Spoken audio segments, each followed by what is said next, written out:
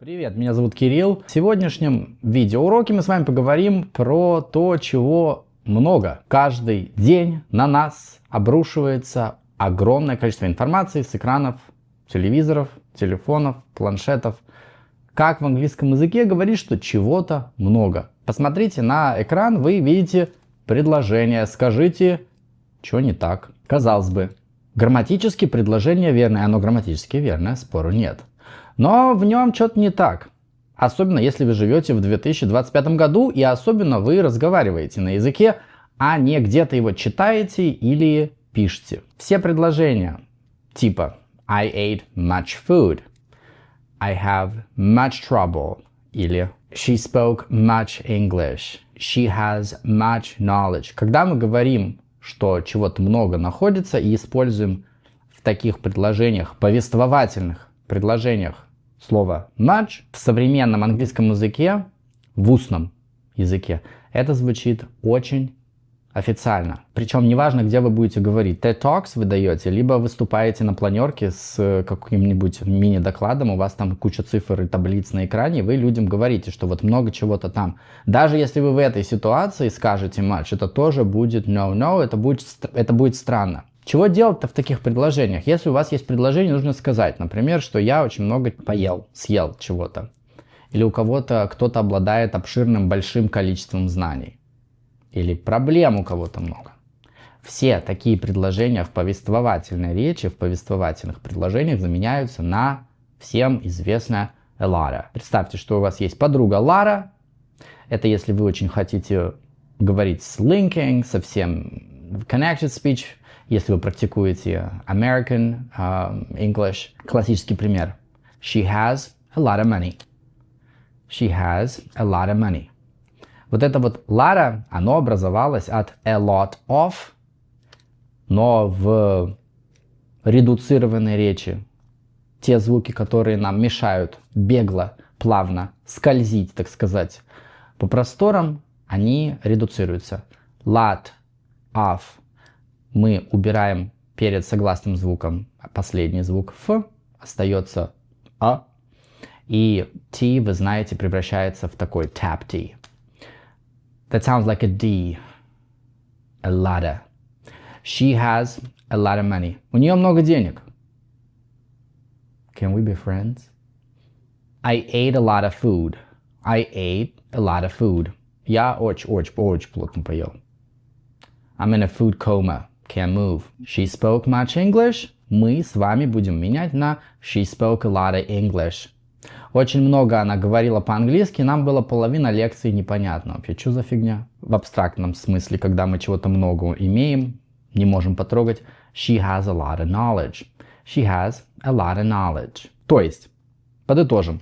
Much имело место или имеет место где-то в очень официальном контексте, причем в письменном.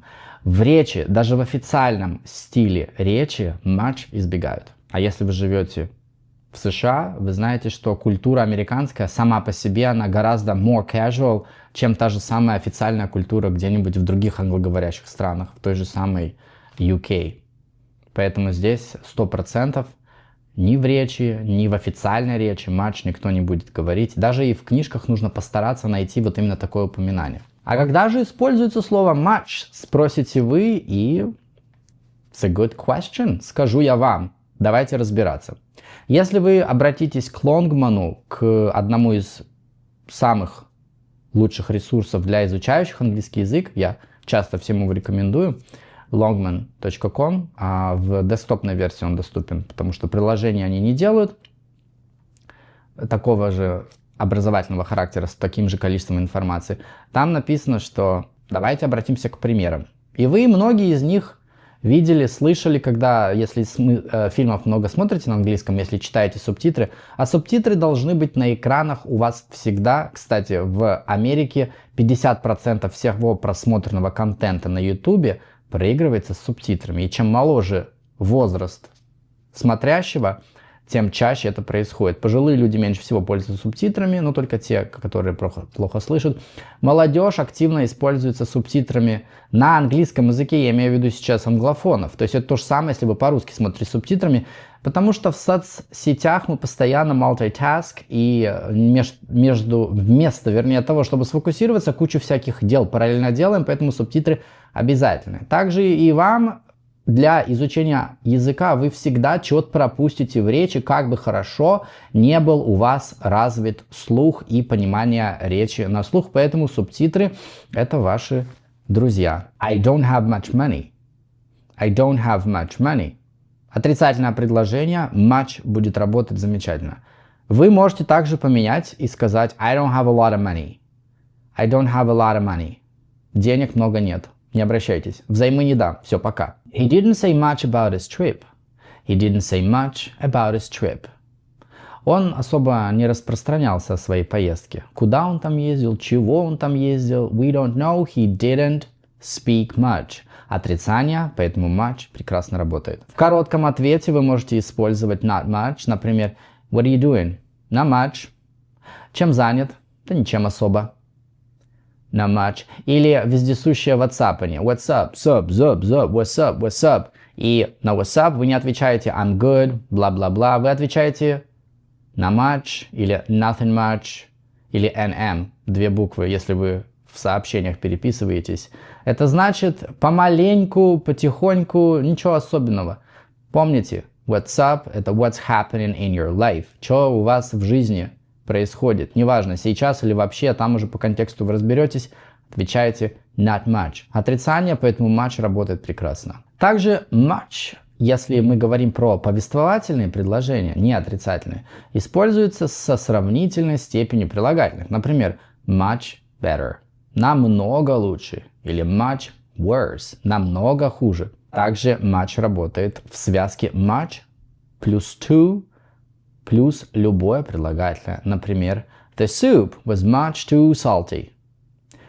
Суп был слишком соленый. Также в вопросительных предложениях, которые начинаются с вопросительного слова how. Плюс сравнительное прилагательное. То есть у вас будет how плюс much плюс сравнительное прилагательное. Кто любит писать таблички, конспектируйте, Шура, конспектируйте. Например, how much longer? Сколько ждать еще? Стоите вы, например, в паспорт stable и... что у меня конюшня получилось? Сейчас, подождите, перемотаем. Стоите вы в паспорт table и ждете непонятно чего, погоду у моря, и говорите how much longer? Шеф, сколько там еще? Или how much faster? How much bigger? Любая сравнительная степень прилагательного с этим вопросом будет работать, когда вы хотите что-то узнать. Ну, сколько там еще осталось? Насколько лучше, насколько дольше, насколько больше, меньше? Все, что хотите. Все, что вашей душеньке угодно. Также в повествовательных предложениях much, когда не передает значение large amount, используется much плюс past participle. Оно же прилагательное по функции. Например, much needed. Очень нужный. Much loved. Тот, кого очень сильно любят. Например, какой-то известный человек. Или, например, much admired. То, чем все восхищаются. Ну или тот, кем все восхищаются. Также в повествовательных предложениях much имеет место, если есть маленькое короткое слово so перед ним. So much. Например, thank you so much. Либо в таком предложении, как this tiny thing caused so much trouble. Это маленькая хрень, это может быть какое-то животное или какая-то вещь, таким большим проблемам привело. Но когда одно слово у вас, и вы используете much в значении a large amount of something, используйте a lot of.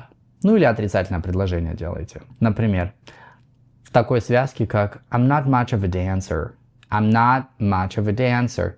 Это то же самое, если вы скажете, например, I'm not good at dancing, or I'm not a good dancer. Вариация. Помните, в языке вариативность помогает вам разговаривать с большим количеством собеседников и передавать мысли более конкретно, более естественно. It wasn't really much of a storm. Если кто-то спрашивает, ну расскажи мне, что у вас там, какой у вас там был буран, торнадо. Я по новостям слышал, что все, труба. Вы говорите, wasn't really much of a storm. Да, особо-то и шторма не было, особо никакого бурана, метели. Да, сами придумайте себе, зима, лето. Или же в такой фразе, как эту фразу я рекомендую всем заполнить, сделать татуху, написать на руке хной или чем-нибудь. Когда вас спрашивают «How was your weekend?», очень часто у нас возникает ситуация, в наших культурах не особо принято говорить так. Даже если мы ничего не делали, мы обычно говорим «Да ничего не делал». Да? В американской культуре это small talk, и даже если вы ничего не делали, пятки чистили себе или сидели, булки парили, вы можете сказать I didn't do much. I didn't do much. И это очень полезная фраза, спасет вас, потому что если вы ответите просто nothing, слишком краткий ответ, вас могут принять за грубияна, и того сами не хотя, вы попадете в эту касту. Поэтому how was your weekend? It was okay. I didn't do much. Or it was fine. Ну так себе. Окей, на сегодня это все. Пользуйтесь. Слово much входит в список первой 1000 самых частых слов, если читаете мой телеграм. Кстати, Kyrills_English, туда же Инстаграм относится. Первое, что вам нужно обратить внимание, это high frequency words. Их там 3000, первая 1000, вторая 1000, третья 1000. Без них вам не нужно лезть ни в какие идиомы, фразовые глаголы, сосредоточьтесь сначала на них, а потом уже можете плясать дальше. Потому что без них вы не сможете понимать монолингвальные словари, и без них вы не сможете понимать простые объяснения сложных слов. На сегодня это все. Всем отличной рабочей недели. Пока.